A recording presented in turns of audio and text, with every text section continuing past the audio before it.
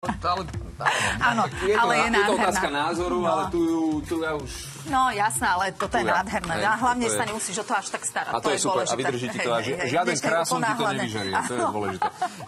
Ale čo by teoreticky, do čoho by sa Krasel mohol pustiť, keby chcel, nie je to síce kôra, ale fantastické veci, ktoré Dalibor Navrátil, šéf-kuchár, dnes pripravuje.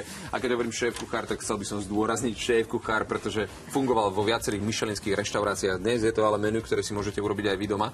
Napriek tomu, že to znie tak veľmi honosne. Čo robíš? Na čom sa teď vlastně připravuji velikonoční polévku, hráškový krém se špenátem, nok, zakysaná smetana, spousta bylin, chlebový chips. To sme robili vlastne v tom úvodnom vstupe, tam si hovoril, že tam bola iba cibula, olej, maslo, teda samozrejme pre trošičku vína, když někdo nechce, nemusí, zaliju to vývarem, buď živočišným nebo rostlinným. Samozrejme hrášok musí byť zelený. A rozmixovať to. Zahřeju, stačí bohatě 5 minut, dám smetanu, nemusí přítele Jean Paula a rozmixuju. Mixuju pomalu.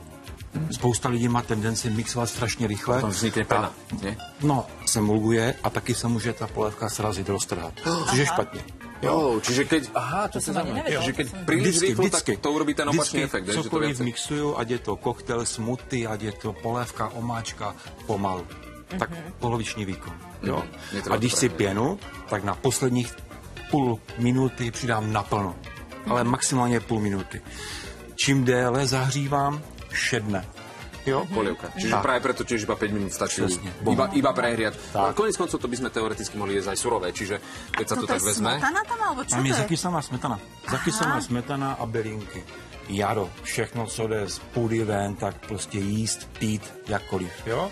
Dnešné zadanie bolo jasné, že veľkonočné menu, takže toto by teoreticky mohlo byť súčasťou. Přesně. Na zelený štvrtok napríklad. Napríklad. Ale nemusí být jenom hrášek nebo špenát, může být úplně to samé z mladých výhodů kopři. A protože jídlo jíme na prvním místě čím? Vždycky očima. Druhý je nos a třetí jsou až ústa.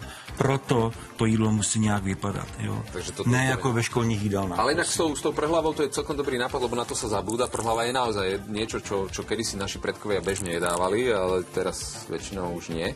Ale mohla by teoreticky byť súčasťou takéhoto jedla. Ja už to nebudu přeháňať. Parmezán? No už ne, už stačí. To je přesně, to je parmezán.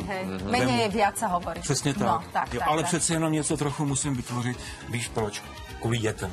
Áno. Spousta dětí nejí to, ale když to děláš hezké, očím, dětí my preto rozprávame, lebo človek by sa mohol vyplašiť, vieš, pri pohľade na to, to je komplikované. Ale nie, práve naopak. Je to jednoduché. To, že to komplikovane vyzerá, tak to sú už tie drobnosti naozaj. Parmezán roztopiť, nastruhaný parmezán roztopiť je naozaj veľmi jednoduchá vec. Upec na sucho v troubě nebo na panvice tenko nakrájený chleba a dozdobí to, co tam prostě je, co tam patří. Dobre. Čo bude druhé ešte? Bude to frikase, to je bulgur. Aha. Jo, bulgur, který já potom budu v Paulovi mixovat na krátkou dobu. Říká se tomu ve světě šupinky z bulguru. Co je důležité u bulguru, prosím vás, namočit přes noc do vlažné vody a nechat bobtnat do rána.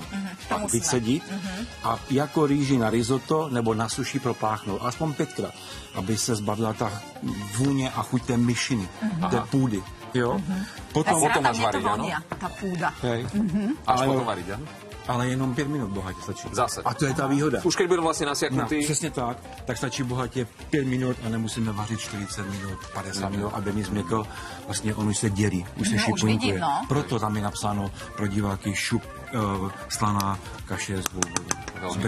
Okrem toho sa tu na príprave králik, k tomu sa tiež dostaneme. Ďakujeme ti zatiaľ. Neotvíra to. Nie, to sme sa už naučili. Tešíme sa. Dúfam, že aj vy sa tešíte, pretože dnes hráme o 8 000 eur v našej hre Vstávaj a vyhraj. A ak je pre vás STKčka trošku strašidlom, tak vám poradím, akým spôsobom pripraviť svoje autíčko na to, aby prešlo. Pekné ráno. Dobrá.